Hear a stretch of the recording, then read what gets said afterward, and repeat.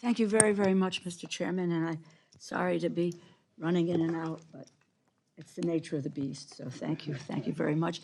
And Mr. Secretary, thank you very, very much. Thank you for your years of service to this country. I said in a prior meeting, I said to Secretary Cardona, it was Shirley Chisholm, the first African-American woman to sit in this body, that said that public service is the rent we pay for space on this earth. And as I said to Secretary Cardona, who has been paying the rent, you have been paying that rent over and over again. So thank you so much for being here. I have a couple of FEMA questions, if I can. FEMA initiative is the Nonprofit Security Grant Program. Funding to not-for-profit organizations making physical security improvements to facilities at the high risk of terrorist attack. Particularly for years in the aftermath of conflict in Gaza, I've been concerned, others are concerned about threats to temples, mosques, churches, other places of worship. Glad to see the program prioritized and supplemental funding requests received from the administration last fall, though I do regret the program received a cut as part of very difficult negotiations over the Homeland Bill just a few weeks ago. A couple of questions here. Has the department assessed an increase in threats against places of worship in the aftermath of October 7th? What other types of nonprofit facilities are facing acute threats of violence and could be served by this program? Can you speak briefly to the 2025 request level for the program, $110.5 million increase above 24 funding, and what that request would support in terms of meeting that need?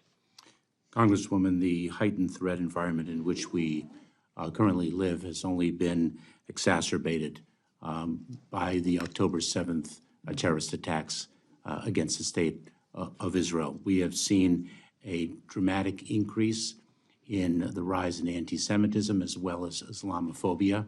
The Nonprofit Security Grant Program provides much-needed dollars to places of worship and other nonprofit organizations such as synagogues, religious day schools, mosques, and that is precisely why our fiscal year 25 budget request sees an augmentation of that grant program funding.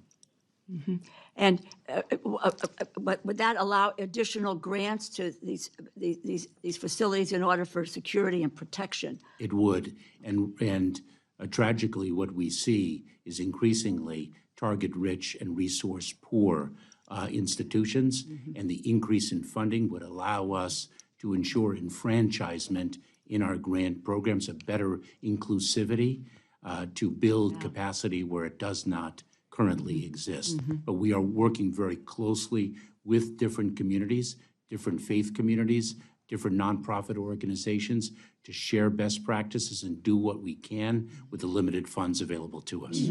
It's critically important in my community. I hear from these organizations all of the time, many small organizations, but nevertheless under serious threat continuously. Let me move on to another FEMA question, if I can, and I'll try to be quick, Mr. Chairman. And FEMA, by the way, is the single largest part of the Homeland budget, as I understand it. It plays an expansive role in keeping our communities safe. It's firefighters, next generation warning system, preventing violence and terrorism, talking about protecting our homeland security, responding to disasters, helping communities recover, build back stronger. We've got extreme weather events, wildfires, hurricanes, winter storms threaten the infrastructure that we rely on every day. Let me talk about Connecticut, across New England, historic flooding.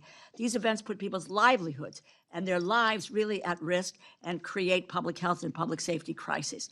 I'd like to focus on prevention and pre-disaster mitigation. The sad reality is disasters are going to happen. So can we speak to the 2025 request for FEMA, how you envision it should be focused on preparedness, protection, and mitigation?